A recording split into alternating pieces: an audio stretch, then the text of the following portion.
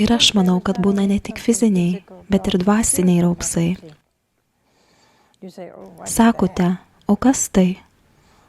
Na, laimiai, o gal ir nelaimiai.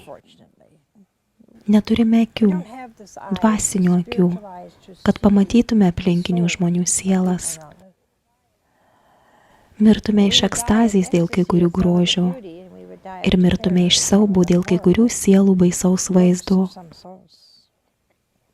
Štai kur žmonės taip klaidingai teisia.